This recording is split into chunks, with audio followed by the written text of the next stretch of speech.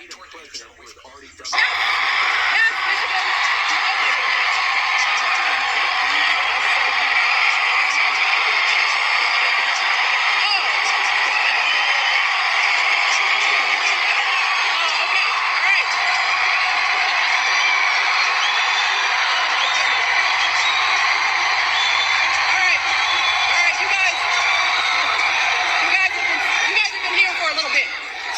We want to get this show on the road, especially for our folks standing here in the mosh pit. Hang on there. I love you.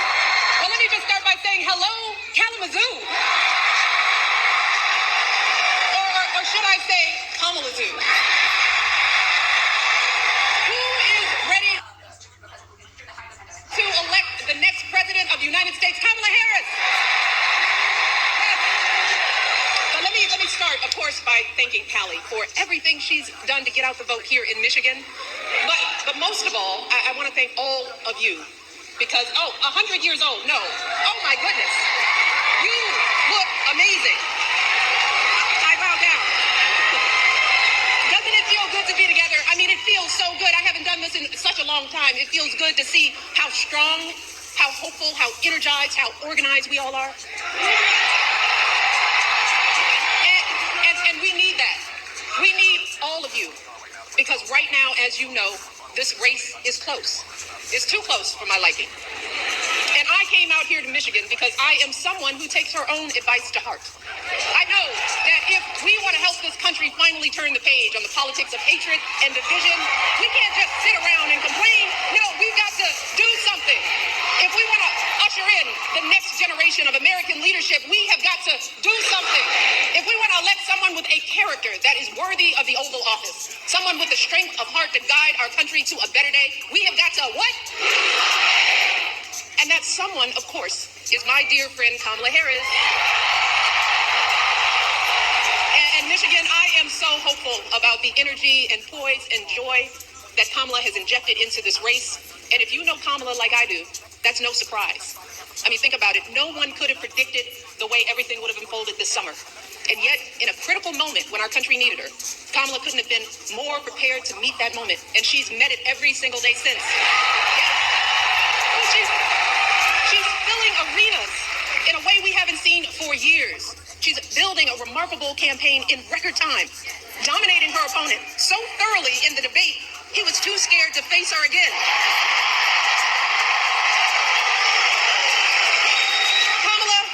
She's putting herself out there fearlessly, facing down even her harshest critics. She's seeking out Republicans to find common ground. And unlike her opponent, she's not ducking interviews or cowering in safe spaces only with fawning audiences. No, she's showing us what a sane, stable leader looks like.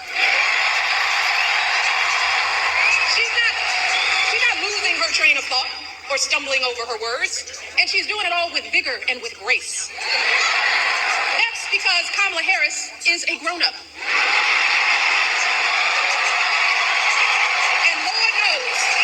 Grown up in the White House. Someone with the maturity and fresh ideas to keep moving our country forward. Kamala is the only candidate in this race who has outlined a clear set of policies, including focusing on lowering costs and reducing drug prices for all Americans. Giving tax credits to first-time homebuyers, folks starting small businesses, and working families raising our kids. Let me tell you, it is a remarkable plan. And these remarkable last few months mirror the way Kamala has handled herself her entire life. Fighting for working people and the vulnerable, first as a prosecutor, then as an attorney general, then as a U.S. senator, and now as our vice president of the United States. Taking on the big banks, the transnational gangs, and predatory for-profit colleges, and always doing it, holding her head high with warmth and dignity and class. So Michigan, do not buy into the lie that we do not know who Kamala is or what she stands for. This is someone who understands you, all of you, someone from a middle-class family raised mostly by her mom, like so many of us, leaning on her neighbors like we all do. That's what you want in a president, someone who gets you and will have your back. Take it from me. And I know good people. Kamala Harris is an extraordinary human being. She is an extraordinary candidate, and she will be an extraordinary president of the United States of America. Mark my words, because I don't lie. So Michigan, with all that being said, I got to ask myself, well, why on earth is this race even close? I lay awake at night wondering what in the world is going on. And it's clear to me that the question isn't whether Kamala is ready for this moment, because by every measure, she has demonstrated that she's ready. The real question is, as a country, are we ready for this moment? Are we willing to do what it takes to get her across the finish line, or are we going to let ourselves get distracted and fall for the scam? Are we going to lose sight of the dire consequences if we come up short? And right now, folks, I have to be honest, I'm not completely sure of the answers to those questions. Y'all give me great comfort in this arena. But this is a big country, and that's why all of my hope about Kamala is also accompanied by some genuine fear. Fear for our country, fear for our children, fear for what is coming our way if we forget the stakes in this election. And y'all, that's why I'm here today. And y'all know I hate politics, but I hate to see folks taken advantage of even more. So I wanted to do everything in my power to remind the country that I love, that there's too much we stand to lose if we get this one wrong.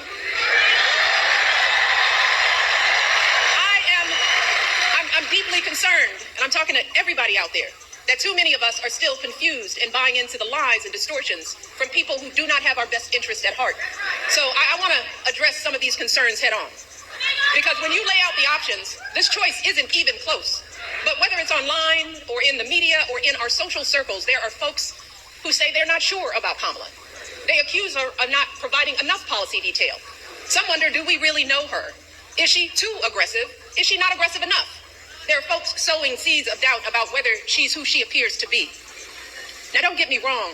Voters have every right to ask hard questions of any candidate seeking office. But can someone tell me why we are once again holding Kamala to a higher standard than her opponent? We expect her to be intelligent and articulate, to have a clear set of policies, to never show too much anger, to prove time and time again that she belongs. But for Trump, we expect nothing at all.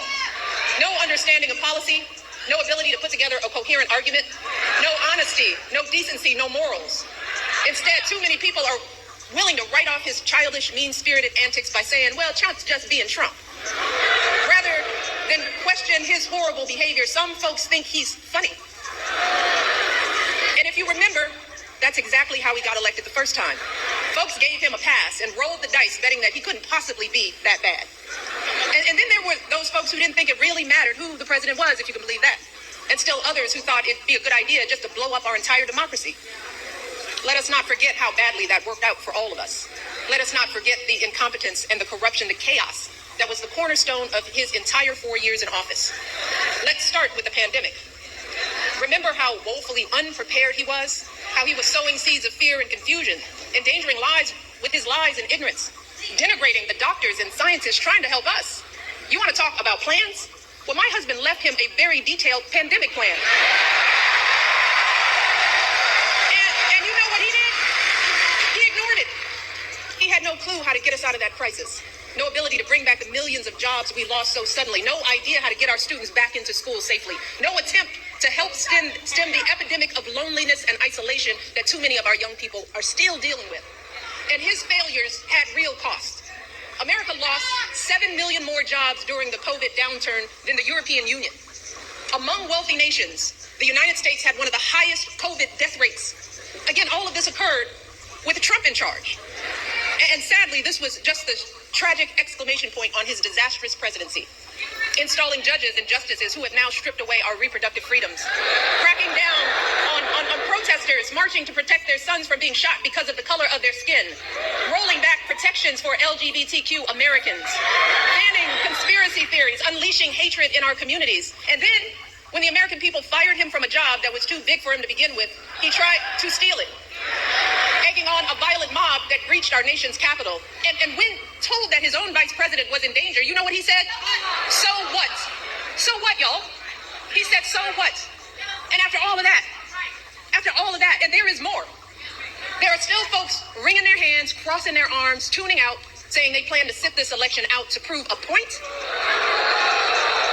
Well, let me tell you who isn't tuning out. Many of the folks who served closest to Trump and saw the danger firsthand. his former vice president, almost half of his former cabinet members, the growing list of four-star generals and Republican governors and senators and former House members, all of whom are not publicly supporting his candidacy the second time around. Y'all hear what I said? They are saying, no, thank you. Many are speaking out. His chairman of the Joint Chiefs of Staff, for example, said, and these are his words, that Trump is fascist to the core. His Joint Chief of Staff. These folks know that nothing this man says or does is funny in any way. So I hope you'll forgive me if I'm a little frustrated that some of us are choosing to ignore Donald Trump's gross incompetence while asking Kamala to dazzle us at every turn. I hope that you'll forgive me if I'm a little angry that we are indifferent to his erratic behavior, his obvious mental decline, his history as a convicted felon, a known slumlord, a predator found liable for sexual abuse, all of this, while we pick apart Kamala's answers from interviews that he doesn't even have the courage to do, y'all. So, I am praying that those of us contemplating voting for Trump or not voting at all will snap out of whatever fog we are in. I am praying that we consider the decades of sacrifice and struggle by all of our ancestors, the folks who marched and sacrificed and shed their blood for us. We have to ask ourselves, is a vote for Trump or no vote at all the way we honor their lives? And if that's the case, well, that surely doesn't sound like freedom to me. Because let me tell you, in any other profession or arena, Trump's criminal track record and amoral character would be embarrassing, shameful, and disqualifying. So, I hope that you will forgive me if I am worried that we will blow this opportunity to finally turn the page on the ugliness once and for all. Because believe me, if Donald Trump is president again, at some point or another, that ugliness will touch all of our lives. And it will not matter what you look like, how you worship, who you love, or how you vote. If you don't make 6 or 8 or 12 figures, if you're not famous, if you criticize or disagree with him in any way, if he doesn't view you as his equal or relevant to his ambitions, I promise you, he will not think about you when he gets into the Oval Office. And that will have real consequences for all of us. If your town gets hit by a natural disaster, who do you want looking out for you? Is it Donald Trump, who's spreading so many lies and conspiracy theories about climate change and FEMA that the workers in North Carolina trying to help folks clean up after the last hurricane were fearing for their safety? Or is it Kamala Harris, who has been meeting with local officials, comforting the families in that state and doing everything she can to get folks the help they need? If you're saving up to buy a house or pay off student loans, if you're caring for your kids or your parents or both, if you are a farmer, a factory worker, a paralegal, anyone whose job may be changed or replaced by technology, who will actually be thinking about you? Is it Donald Trump, who's palling around with billionaires that want a puppet in the White House who will let him run unchecked? Or is it Kamala Harris, who has been fighting for working people her entire life? If you're one of our service members, our veterans, or military families, who is going to value your service and sacrifice? Is it Donald Trump, who has called those who gave their lives for our country suckers and losers? Or is it Kamala Harris, who I guarantee you will honor your commitment to the ideals we all share with every fiber in her being? And if you are a mother who has lost sleep worrying if your son could be the victim of a nightmare traffic stop gone bad, if you've ever been out there marching and weeping for justice, who do you think is going to have your back? Is it Donald Trump, who once took out a full-page ad to demonize innocent young black teenagers in New York City, who has dreamed openly about his own version of a purge, where in his words, he has said for one day, one real rough, nasty day, he says, he will allow cops to use violence indiscriminately, who I am sure has never spent a single second thinking about the lives on the other end of those batons? Or is it Kamala Harris, who understands the anguish in these interactions and has the experience that shows us that, yes, it is possible to keep our community safe and keep innocent people out of harm's way? And finally, y'all, who could possibly think that this man would care more about our men and boys more than Kamala Harris? And while we're at it, I want to think about who do you think possibly would care more about our reproductive health? And I just want to take a moment with this particular question, because there is so much that gets lost in the conversation about women's reproductive rights. And I want the men in the arena to bear with me on this, because there's more at stake than just protecting a woman's choice to give birth. And sadly, we as women and girls have not been socialized to talk openly about our reproductive health. We've been taught instead to feel shame and to hide how our bodies work. Some young girls in her puberty not knowing what to expect. Too many of us suffer with severe cramps and nausea for days on end every single month. And then on the other end of the reproductive timeline, too many women my age have no idea what's going on with our bodies as we battle through menopause and debilitating hot flashes and depression. See, fellas, most of us women, we suck up our pain and we deal with it alone. We don't share our experiences with anyone, not with our partners or our friends or even our doctors. Look, a woman's body is complicated business, y'all. Yes, it brings life. And that's a beautiful thing. But even when we are not bearing children, there is so much that can go wrong at any moment. Every woman here knows what I'm talking about. An unexpected lump, an abnormal pap smear or mammogram, an infection, a blockage, all of which could be early signs of a variety of life-threatening cancers. And in those terrifying moments, when something goes wrong, y'all, which will happen at some point to the vast majority of women in this country, let me tell you, it feels like the floor falls out from under us. In those moments, all we have to rely on is our medical system. In those dark moments, all we have to rely on is our faith in a higher power and the experience of doctors to get us the care we need in a timely